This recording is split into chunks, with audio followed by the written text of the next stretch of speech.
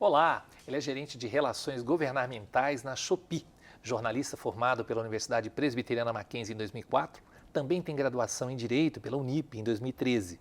Com mais de 15 anos de experiência em assessoria de imprensa, sendo 10 anos em assessoria política e parlamentar, atuou em órgãos dos poderes executivo e legislativo nas esferas municipal e federal, em São Paulo e em Brasília.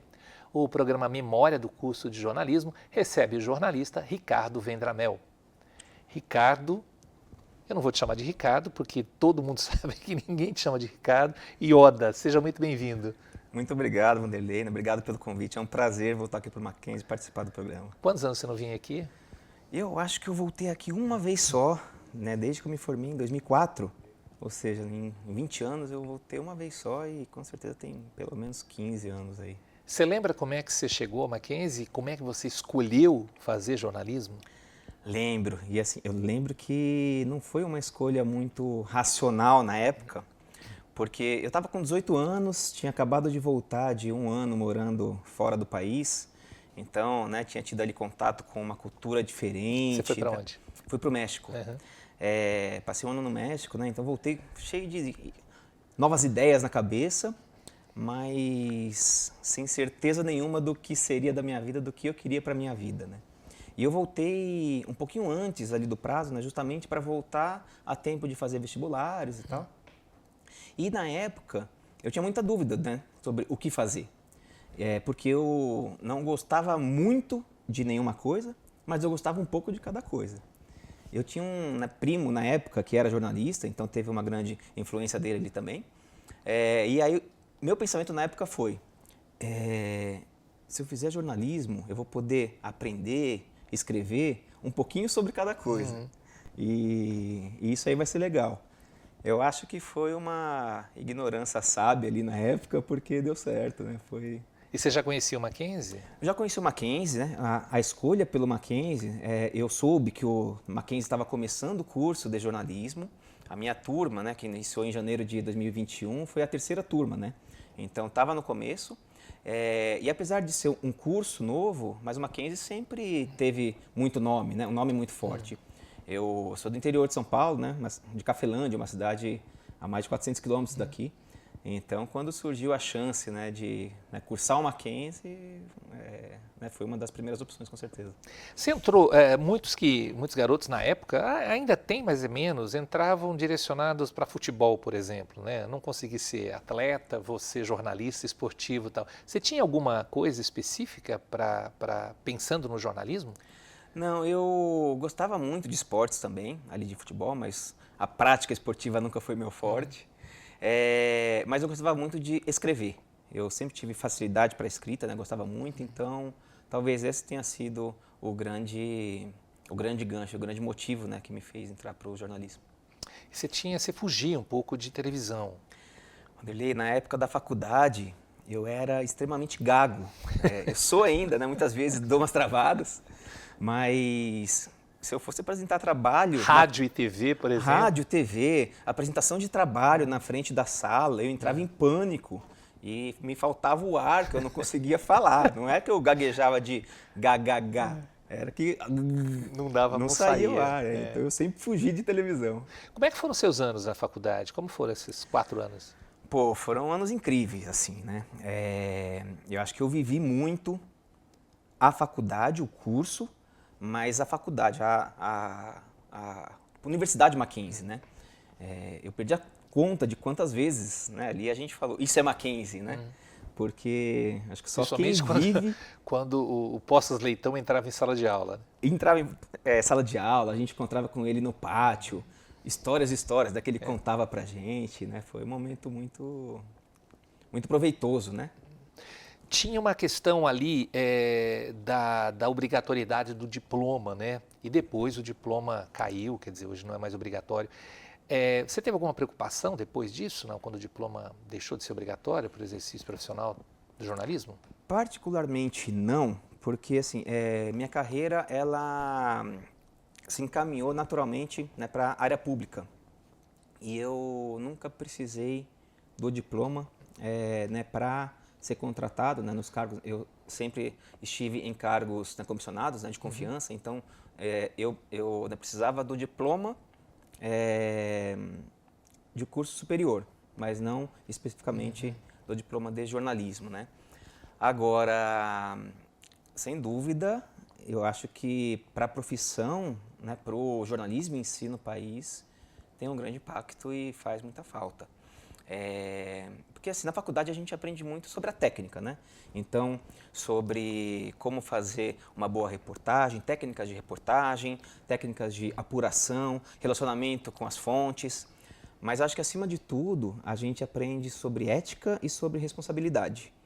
E o que a gente vê muito hoje é fala-se primeiro, investiga-se depois. Ou escreve-se primeiro, busca-se essa verdade ou não depois. E isso gera uma perda de credibilidade muito grande para o jornalismo, né? E essa perda de credibilidade tem uma relação direta com muita coisa que vem junto, né? Então, com o aumento de desinformação, violência contra jornalistas, né? Então, acaba gerando aí essa perda de confiança e a perda da qualidade que, na minha opinião, tem ligação direta com a não obrigação do diploma. Você foi para uma área que certamente talvez não fosse a área que você procurasse durante o curso, né? Que foi para assessoria política em Brasília, São Paulo e Brasília, que é uma área bastante complicada. Como é que foi esse pulo para trabalhar com política? Pois é, eu sempre fui um cara que assim, eu falava, odeio política, nunca quero, né, trabalhar com política, mas a vida prega peças, né? E quando eu me formei, apareceu a chance, né, de eu trabalhar na assessoria de imprensa da Subprefeitura Pinheiros, né, aqui da Prefeitura de São Paulo. E eu estava desempregado, né, procurando alguma coisa para começar, aceitei. E aí foi uma coisa natural, porque eu comecei a fazer assessoria de imprensa na Prefeitura, fiquei por ali aproximadamente 6 anos, depois recebi um convite, né, para trabalhar com uma parlamentar, que na época era vereadora, e para fazer uma campanha política. Só que o meu trabalho ali era muito técnico, eu fazia cobertura do dia a dia da cidade, né? Então tinha relacionamento ali com jornalistas de rádio, TV, jornal impresso, internet, né? Que cobriam diariamente a cidade. E a minha função era acompanhar atividades, né, do dia a dia, né, produzir release, né, divulgar, né, fazer ali esse meio de campo. E aí depois, quando veio esse convite, né, para eu participar de uma assessoria numa campanha política, eu falei, pô, mas eu não sei fazer assessoria política, né? E o que me foi respondido foi, não, mas eu preciso de alguém que saiba lidar com jornalistas, né? Que saiba redigir uma nota, cavar uma nota na imprensa. E a gente foi fazer o teste e deu super certo. E aí, a partir daí, essa pessoa foi eleita, né, para deputada federal. Foram 8 anos como deputado, depois agora no Senado Federal. E eu fui acompanhando no meio do curso, né, desse caminho, né? Cursei Direito também. E aí, quando eu me mudei para Brasília, eu passei a fazer também, além de assessoria de imprensa, fazer um pouco de assessoria legislativa, assessoria orçamentária, assessoria política. Então, foi um caminho natural. Eu acho que o jornalismo, ele te dá uma visão do todo, ele te faz ser crítico, te faz questionar, e isso abre muitas portas, né, para outros caminhos também. Bom, e você trabalhou com a Mara, né, que é uma pessoa com deficiência, e se eu não me engano, a primeira parlamentar ou a primeira senadora, não sei se deputada, se tinha alguém com deficiência como a Mara ou como senadora. Como é que era esse relacionamento com os jornalistas? Existia alguma coisa de que tem que tratar com mais cuidado ou não tem que tratar com mais cuidado? Como é que era essa relação? A Mara foi a primeira vereadora tetraplégica, né, deputada tetraplégica, senadora, né, tetraplégica, porque ela não tem movimentos, né, do pescoço para baixo, né? Então isso era muito novo para todo mundo, né? Tanto ali no ambiente político, né, entre os parlamentares, mas com os jornalistas também, né? E assim, vai muito da vivência de cada um, né? Da familiaridade, do contato que as pessoas têm com pessoas com deficiência. Que a minha experiência, por exemplo, era zero. Então, para mim, foi um grande aprendizado desde o início. E aí eu passei a ter contato ali com uma mídia mais segmentada, pautas mais específicas, pautas às vezes? específicas, né, do universo da pessoa com deficiência, e hoje a gente tem, né, mídias nesse nicho, mas também com a mídia de política nacional. Então, varia muito ali de cada um, né? Muita gente eu tinha que orientar, né, sobre como cumprimentar, né, sobre como abordar assuntos. A gente tinha uma visão ainda muito capacitista, ainda tem, né, mas cada vez menos, né, mas muito capacitista, né, muito com aquele olhar de, né, coitadinho e tal. E, poxa, não é nada disso, né? A gente vai aprendendo ali no dia a dia que a realidade é outra, né? Eu tenho conversado com muitos alunos com esse projeto, né, principalmente os mais antigos, e eu digo o seguinte, a grande maioria tá na área de comunicação. Não está em jornalismo, mas está na área de comunicação. Você acha que há um mercado para além do jornalismo tradicional? Você é uma prova viva disso, mas assim, de forma geral, você consegue enxergar isso? Ah, sem dúvida. Eu falei agora há pouco, né, que eu acho que o jornalismo te dá essa visão ampla, né? Te faz questionar, te faz refletir, e isso proporciona oportunidades para que você migre, né, para novas áreas, né? Eu construí minha carreira toda na área pública, com quase 20 anos, né, de área pública. Duvidava que, né, talvez ainda tivesse espaço, né, para eu fazer essa migração, né, para o mundo corporativo. Eu estou há 2 anos, né, trabalhando com relações governamentais, né, muito por conta também, né, do que a minha carreira, desse caminho, né, que eu trilhei, né, na área política, mas sem dúvida o jornalismo foi a base de tudo, né? Esse fato de eu né, querer, né, de eu aprender, né, quem são as fontes, né, saber selecionar, né, quem são minhas fontes, como é que eu vou abordar cada um, que tipo de pergunta que eu tenho que fazer, né, que tipo de pauta que eu tenho que levar para aquela reunião. E isso tudo são questões ali que eu aprendi durante a faculdade de jornalismo. Eu estava fazendo um levantamento ontem da sua turma, né, de 2000 e 2004, para saber o que tinha acontecido no mundo, o que aconteceu no mundo nesse período, né? E não tinha rede social. Não tinha rede social. Quer dizer, o Orkut é de 2004. O Facebook começa em 2004, né? Ou seja, quando vocês saíram da faculdade não tinha rede social e não tinha também uma figura que surgiu aí com uma força incrível chamada influenciador. Qual é a influência desse profissional dentro da comunicação, dentro do jornalismo? Olha, eu acho que, sem dúvida, é uma realidade e tem uma importância fundamental hoje, né?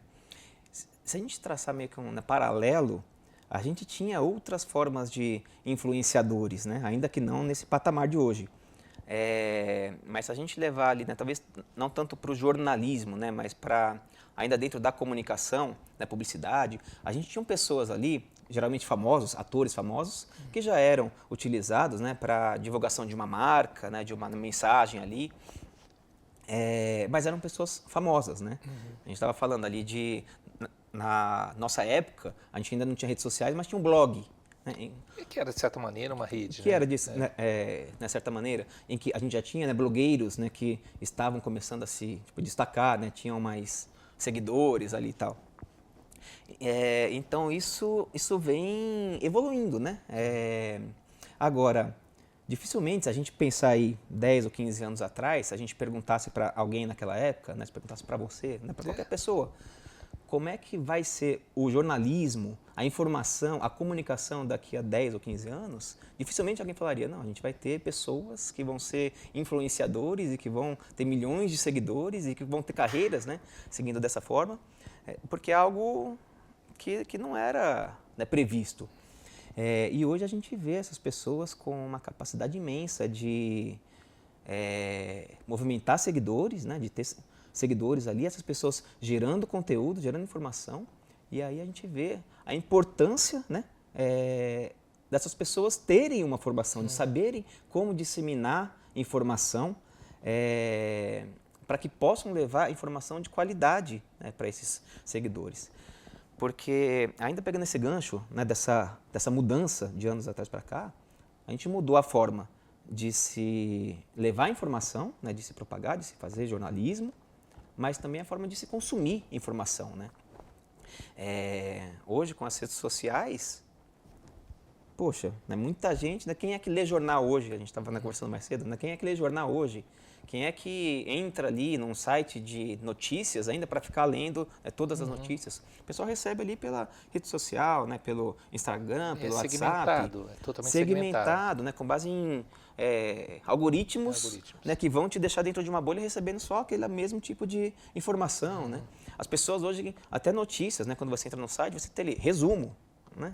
Então você tem um resuminho ali e né, muita gente se pauta ali por aquele resumo, né? Não lê o todo. Então, acho que tem muita mudança. Né? Você tem, nesse trabalho que você faz, você tem um contato com a inteligência artificial? Quer dizer, você utiliza a inteligência artificial? Você acha que ela é benéfica para a comunicação? Eu acho que a inteligência artificial ela é fundamental hoje e eu acho que o profissional de comunicação vai precisar cada vez mais saber como trabalhar com ela. Eu acho que a própria criatividade já passa hoje pela inteligência artificial. A gente saber como utilizar, né, para a gente poder usar isso em benefício do trabalho, da comunicação. Ela é uma realidade.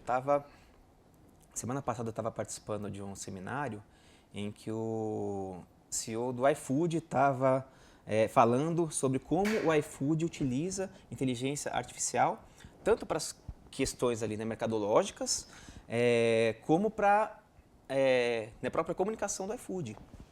Então, assim, é algo que hoje a gente usa, seja para um jornalismo, para uma apuração, para uma pesquisa, como para a comunicação de grandes marcas. Yoda, valeu a pena fazer jornalismo? Ah, sem dúvida nenhuma. Faria de novo, ainda que eu voltasse lá 20 e poucos anos atrás. Com menos timidez? Então. Mas assim, como eu disse antes, eu acho que o jornalismo criou essa base para a minha vida toda, sabe? Tanto na carreira profissional, né, todos os caminhos, né, que a minha carreira seguiram, né, mas na vida particular mesmo, né, pessoal. De indagar, de questionar, de saber que tipo de pergunta fazer, né, de ter um pensamento mais crítico, né, de não se deixar levar, né, às vezes a gente lê ali uma informação, né, e já a tem como verdade, a gente sempre, não, mas por que está falando isso? Isso tudo são questões... O lead sempre vai ser usado, né? Sempre vai ser usado. Não tem jeito. Exatamente. Yoda, obrigado, querido, por você ter vindo aqui, foi muito legal, muito feliz pela tua presença, pela tua turma, que eu tenho um carinho muito grande. Obrigado mesmo pela sua participação aqui nesse pequeno projeto Memória. Foi um prazer. Muito obrigado novamente pelo convite. Parabéns pelo projeto, né? Fantástico. Eu assisto sempre que posso, né? Vejo o pessoal, né, de outras turmas, né, contando um pouquinho da história também. É muito legal e sempre um prazer voltar ao Mackenzie. Obrigado.